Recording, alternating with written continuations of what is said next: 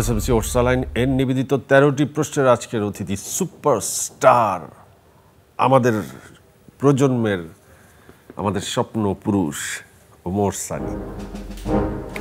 কিন্তু মানে বয়সের সাথে আচরণগুলো খাপ খায় না, সবাই বলে বয়স যথেষ্ট হয়েছে, কিন্তু এই যে সুন্দর করে পরিচয় করা দেওয়ার পর এক চোখ টিপ দিলেন, হাত উঁচা করলেন, এই বিষয়টা মানুষ বলে যে ওমর সানির বয়স হয়েছে কিন্তু ইম্যাচিউর।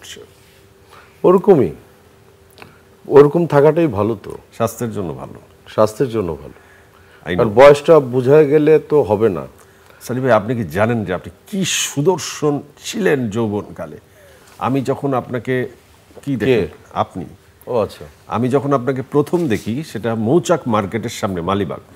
কি করতেছিলাম তখন আপনি নতুন নতুন ছবিতে আসছেন, সম্ভবত কুলি মুক্তি পাইছে আপনার, এবং স্ট্রাগল করতেছিলাম। ক্ষুধা ছবি, আপনি মামার ক্ষুধা ছবির সাথে যুক্ত হয়েছেন।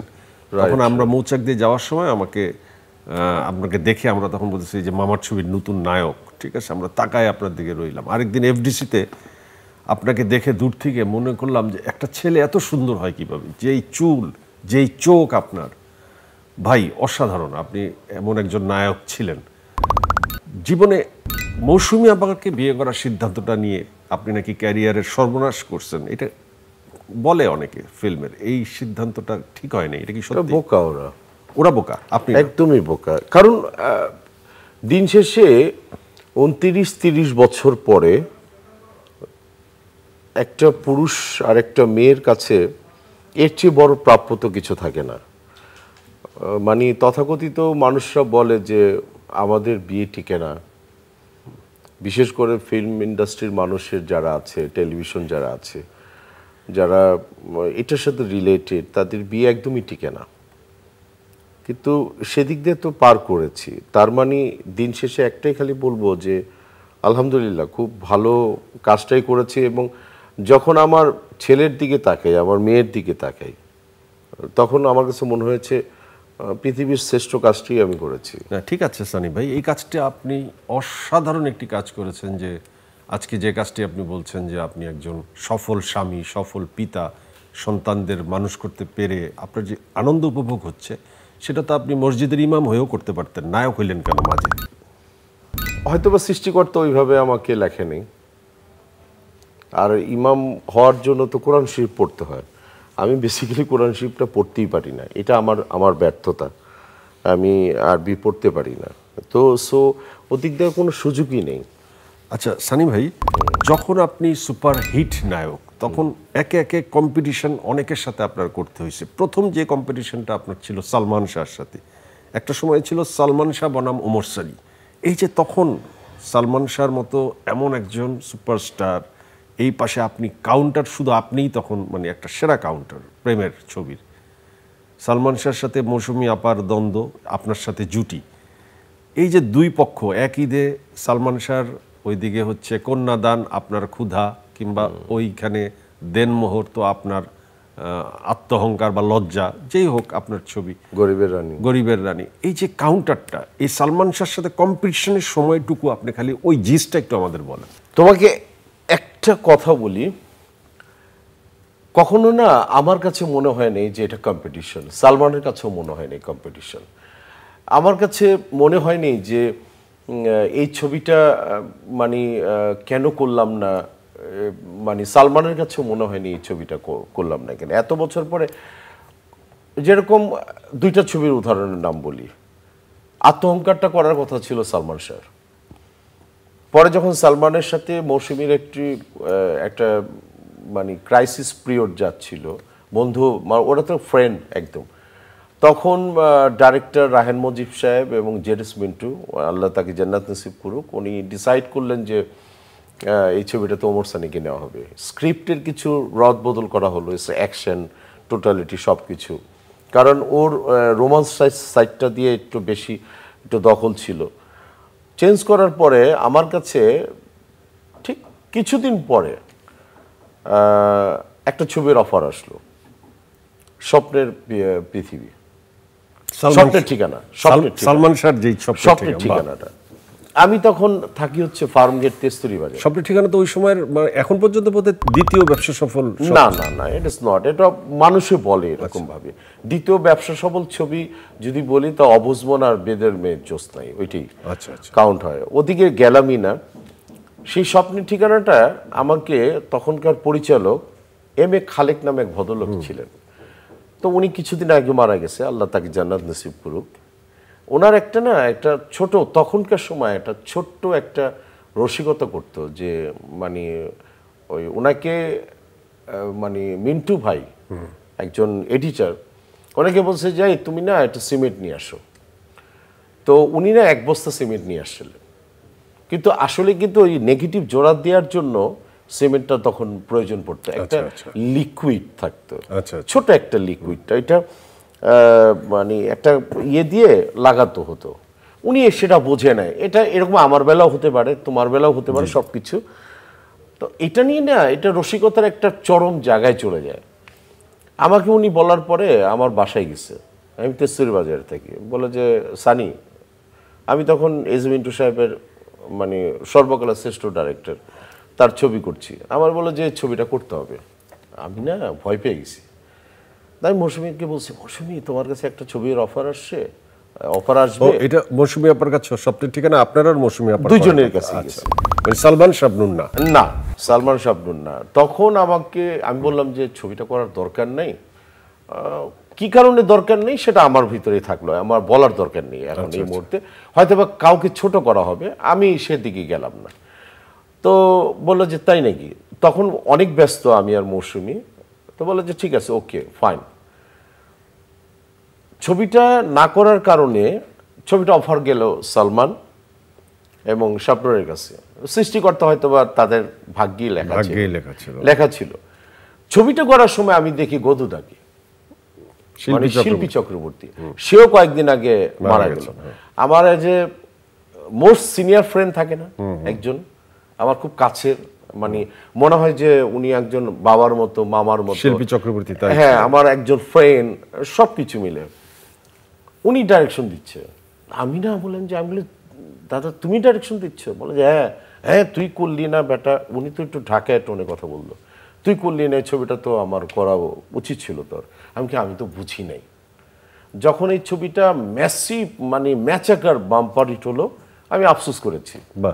কিন্তু পরক্ষণে চিন্তা করলাম যে না, আমিও তো একটা ম্যাচাকার একটা বাম্পার হিট ছবি পেলাম, আত্মহংকার।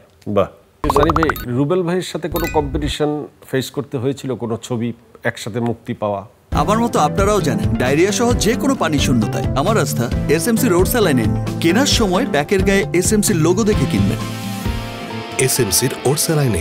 না, তার সাথে তো আমি একটা ছবি করলাম, সোহান ভাইয়ের একটা ছবি, আখেরি রাস্তা।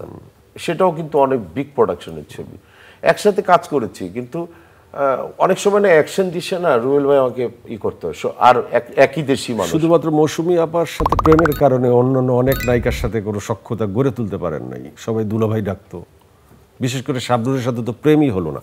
মানে শাবনুর এমন একজন নায়িকা যেই ছবি করতো সেই প্রেমে পড়তো, আপনার সাথে তা হলো না। মানে কি বলতে চাও সেটা বল। মৌসুমী আপায় আটকাই গেলেন, আর কোনো আপারা আপনার কাছে ভিড়তে পারলো না। এটা তো আসি, এটা তো তুই নিজেও বুঝোস। এটা কি এখন দুঃখ হয়? দুঃখ হয়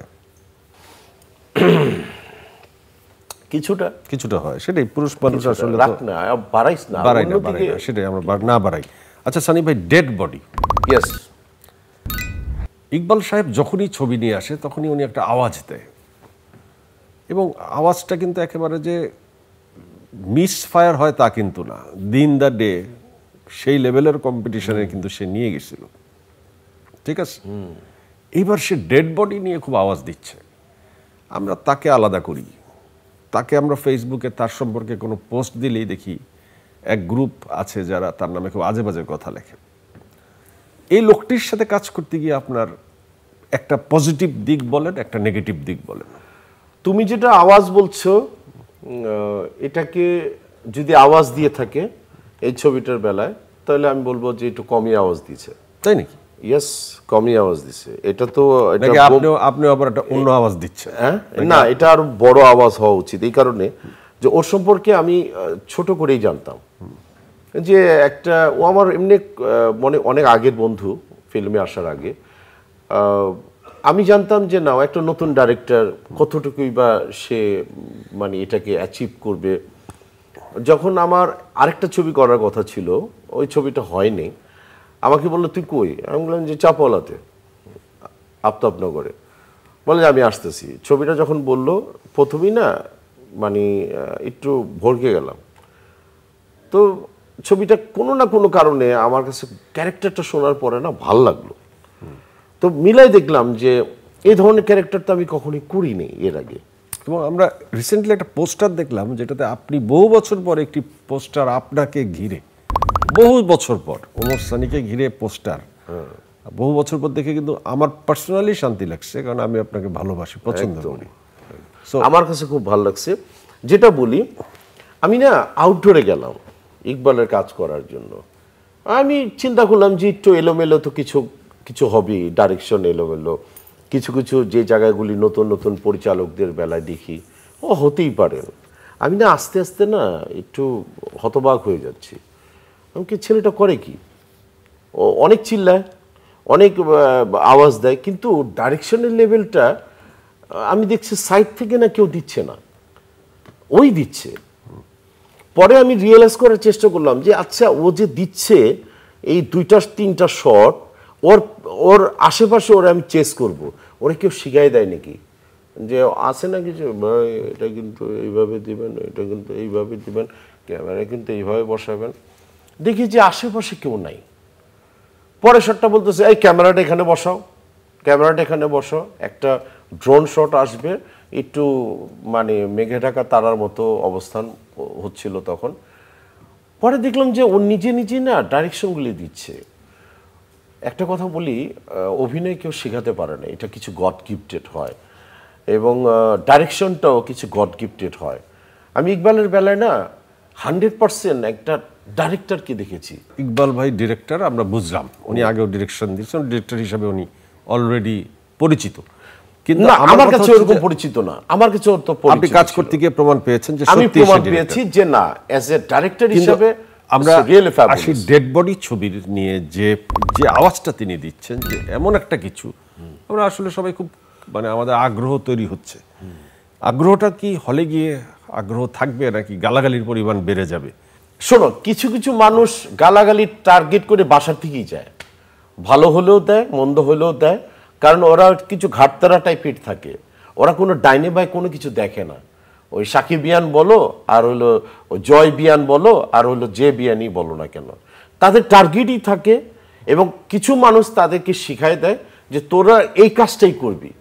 এর আগে আপনি কি মনে করেন এই ডেড বডি দিয়ে আপনার অভিনয় যাত্রার আরেক নতুন ধাপ উন্মোচিত হবে? বেসিক্যালি তো আমি ভালো একজন অভিনেতা না, আগে বলি। চেষ্টা করি, এখনো চেষ্টা করছি, কিন্তু আমার কাছে মনে হয়েছে যে কিছু একটা হতে পারে, কিছু একটা হতে পারে। আর আমি বেসিক্যালি গানগুলি আমি দেখিনি, এই ছবির গানগুলি দেখিনি, আমি 100% কমেন্টস করতে পারবো না। এবং টোটালিটিতে আমি ডাবিং করতে গিয়ে ছবিটাকে যতটুকু দেখেছি, এবার আসো ঈদ টার্গেট করে, বেসিক্যালি কিন্তু একটা ঈদের ছবি, যেরকম ক্ষুধা। ক্ষুধার যে সময় কথা বলছেন সেটা হচ্ছে 2000 এর আগে। না না না, আমাকে শেষ করতে দাও, আমাকে এই সময় কি সেটা চলবে? না, আমি বলি, আমি ক্ষুধার সাথে এটা উদাহরণ দিচ্ছি না।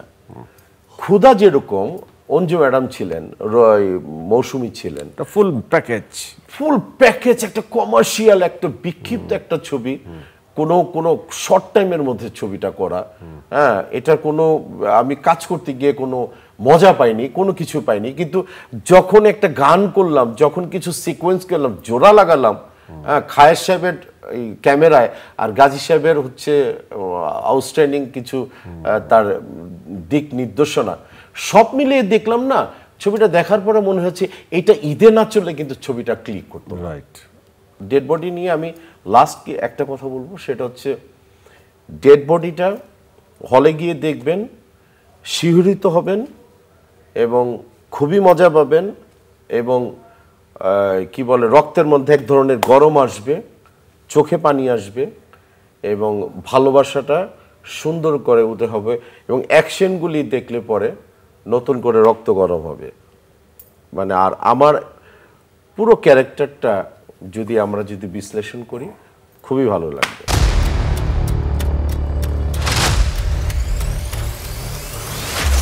আমার মতো আপনারাও জানেন ডায়রিয়া সহ যে কোনো পানি শূন্যতায় আমার আস্থা এসএমসি রোড স্যালাইনিন। কেনার সময় প্যাকের গায়ে এসএমসির লোগো দেখে কিনবেন।